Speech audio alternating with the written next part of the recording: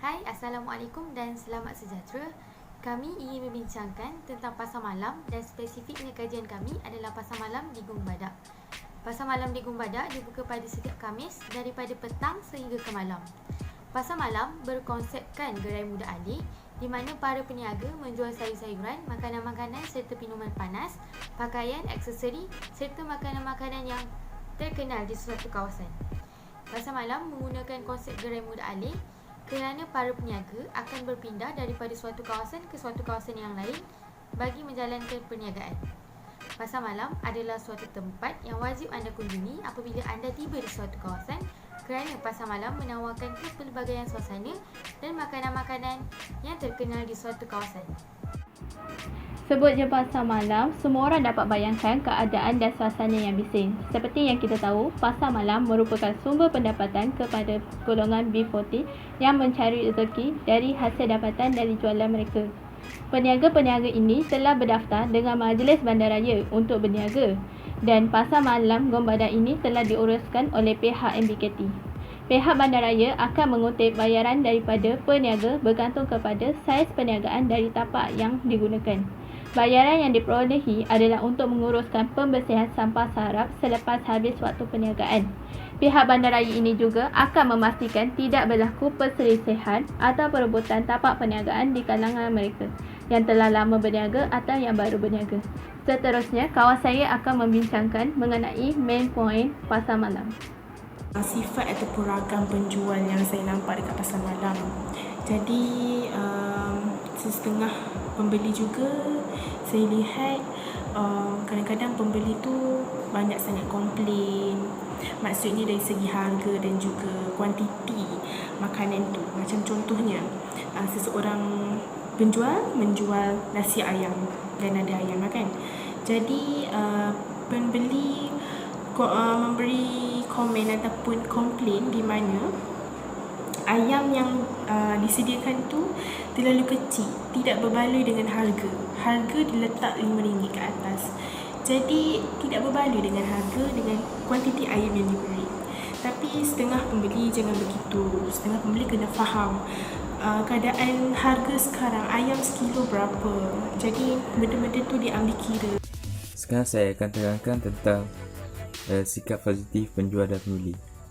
Antara sikap-sikap tersebut adalah sikap saling tolong-menolong, sikap adil, sikap tidak menimbulkan permudahan, hormat menghormati. Contoh terhadap sikap tolong-menolong ialah penjual menjual barangan mereka kepada pembeli dengan harga yang rendah. Sikap adil selain itu, sikap adil adalah penjual menjual pada harga yang sama kepada semua pelanggannya. Selain itu, seterusnya sikap saling hormat menghormati. Contoh peniaga Melayu menjual barangan pada harga yang sama dan tidak bersikap sambil lewa ketika berniaga dengan kaum Cina dan India. Assalamualaikum, saya Ami. Saya akan menerangkan tentang tempoh aktiviti di pasar malam. Seperti yang kita tahu, pasar malam waktu malam kan.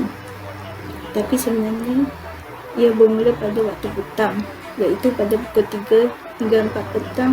Para peniaga telah mula mendirikan kemah dan menyediakan bahan-bahan untuk dijual. Seterusnya pada pukul 5 hingga 6 petang, orang telah mula datang ke pasar malam untuk membeli barang-barang. Dan waktu kemuncak di pasar malam ialah pada pukul 8 hingga 9 malam. Pada pukul 11 malam, para peniaga telah mula mengemaskan barang-barang untuk menutup gerai masing-masing. Sekian. Akan menyambung pasal tempoh operasi pasar malam. Saya terangkan kat sini, pasar malam ni dia akan berlaku dalam seminggu tu mungkin 5 kali. Dalam 5 kali tu dia takkan beroperasi di tempat yang sama. Contohnya, hari ni dia beroperasi di Pantai Batu Buruk. Esok dia takkan beroperasi di tempat yang sama. Contoh dia akan pergi ke Batu Enam, Gumbadak, operasi pasar malam sekarang ni dah terganggu lah sebabkan COVID-19. Kerajaan dah tetapkan peraturan termasuk dalam PKP tu supaya pasar malam, bazar Ramadan dan perniagaan gerai-gerai kecil tu tak boleh beroperasi. Aspek yang seterusnya adalah aspek kebersihan, iaitu kebersihan di pasar malam amatlah tidak memuaskan. Seperti yang kita sedia maklum, kebersihan di tapak pasar malam sangat-sangat teruk. Ini disebabkan oleh pengurusan dan pembuangan sampah sarap yang tidak efisien. Hal ini adalah disebabkan oleh pembeli dan juga penjual sendiri. Dari segi penjual dia tidak ambil kisah tentang sampah sarap yang telah diwujudkan oleh mereka sendiri, iaitu apabila adanya makanan-makanan ataupun plastik-plastik yang tidak digunakan, mereka longkokkan di satu-satu tempat seperti di belakang gerai, di longkang, di jalan, dan apabila habis meniaga, mereka tidak melakukan apa-apa kerja pembersihan. Seterusnya daripada pelanggan sendiri, yang mana pelanggan membuang plastik ataupun membuang lidi-lidi di jalan-jalan, dilonggokkan sampah tempat peniaga letak dan sebagainya. Kononnya adalah kerana kurangnya tong sampah. Sebenarnya bila kita lihat di sini adalah bukan kekurangan tong sampah, tetapi adalah kekurangan kesedaran sivik oleh masyarakat itu sendiri. Kebersihan di tapak pasar malam ada 3 situasi, iaitu sebelum, semasa dan selepas. Untuk sebelum, kita dapat lihat kebersihan di tapak pasar malam adalah sangat bersih kerana telah dibersihkan oleh pihak berwajib, iaitu Majlis Bandaraya. Untuk semasa, kita dapat lihat kebersihan di tapak pasar malam mula kotor kerana dengan pertambahan sampah sarap yang dibuang oleh peniaga dan pembeli. Dan untuk selepas, kita dapat lihat kebersihan di tapak pasar malam sangat tinggi, iaitu sangat kotor dan tidak bersih kerana tidak dibersihkan oleh peniaga dan pembeli dan ditinggalkan begitu sahaja oleh peniaga dan pembeli.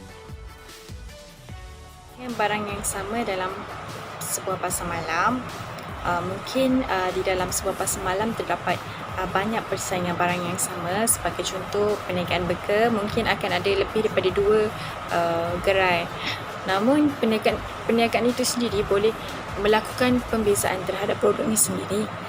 Antaranya boleh menggunakan produk ataupun roti burger yang berlainan daripada yang lain. Mungkin roti burger yang selalu orang buat tu roti burger yang kosong, tapi kita boleh naik taraf buat roti burger yang berwarna-warni supaya kat situ kita ada kelainan, kita ada tarikan orang ramai untuk membeli kita punya produk.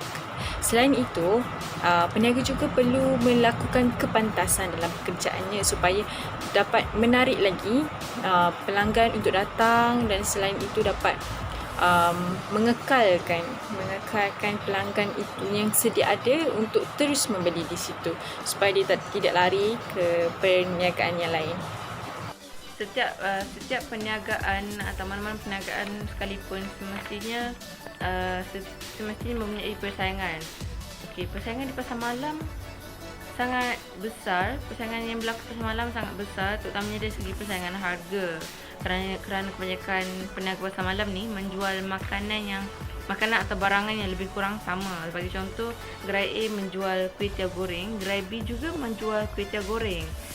Ini telah menyebabkan berlakunya persaingan harga di antara kedua-dua kedai ini. Gerai A mungkin meletakkan harga bagi sebungkus kuih tiawnya dengan harga RM3. Jadi gerai B paling tinggi harga yang boleh diletakkan mungkin RM3.50, kerana pelanggan tidak akan ke gerai B sekiranya gerai B meletakkan harga yang sangat tinggi, kerana pelanggan masih boleh mendapatkan makanan yang sama tapi dengan harga yang lebih murah di gerai A. Maka inilah yang dikatakan persaingan harga di pasar malam.